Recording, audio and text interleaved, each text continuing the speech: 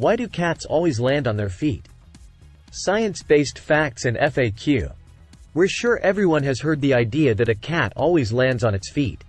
The concept is usually used to illustrate how people come out of bad situations without negative consequences, but do cats always land on their feet? Here's what science says. The righting reflex. The labyrinthine righting reflex, more commonly referred to as just the righting reflex, is a biological impulse driven by an instinctive deviation from the upright position.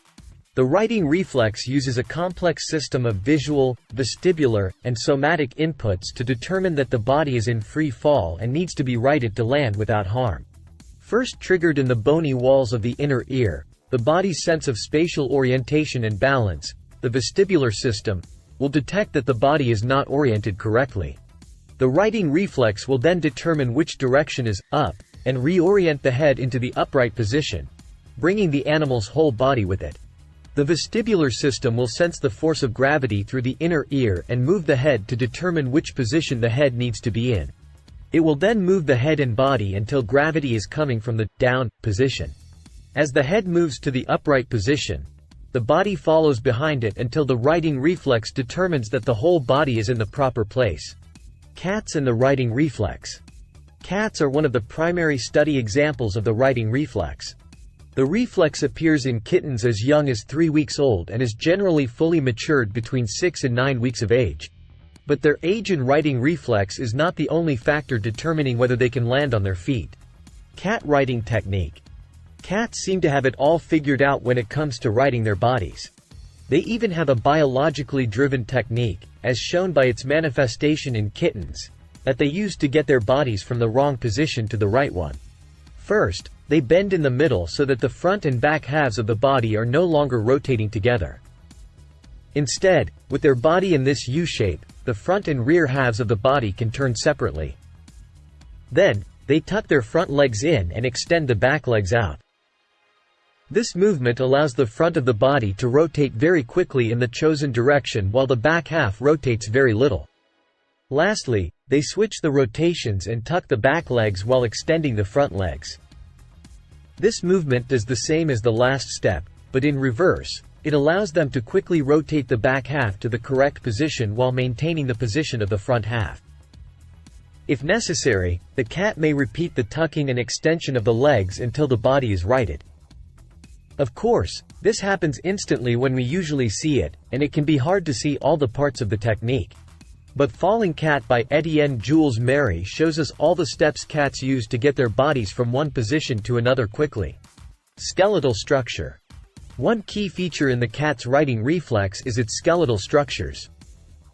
Cats have no collarbones, which is one of the primary structures which prevents quick twisting in humans. Try it.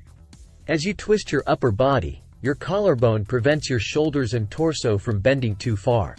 Cats lack this bone structure and can very quickly turn their bodies around in ways that many creatures would be entirely unable to.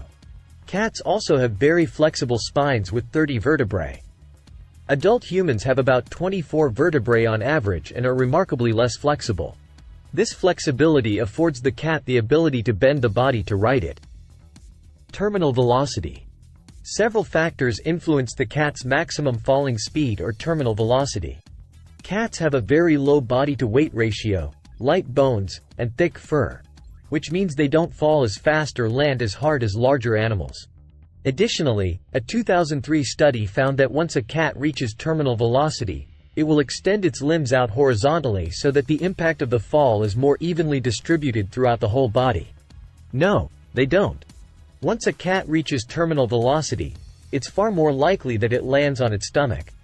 Though not entirely debunked, a 1987 study surveyed 132 cats brought into the New York Animal Medical Center after falling from a great height.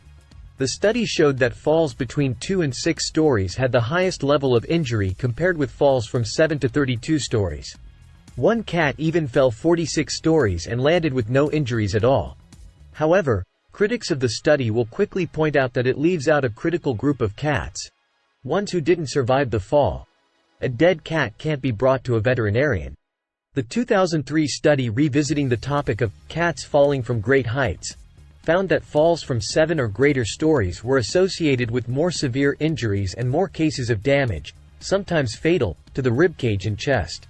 So, no, cats don't always land on their feet, and you should be very careful not to let your cat find out whether they can. Final thoughts. Cats don't always land on their feet, and they can't survive a fall from any height either. This pervasive myth can sound like a cheerful and uplifting comment. However, if their owners believe it, it can prove deadly to cats who live in high-rise buildings. Unfortunately, you probably won't stop hearing this one anytime soon. Still, you can do your due diligence to keep your furry friends safe.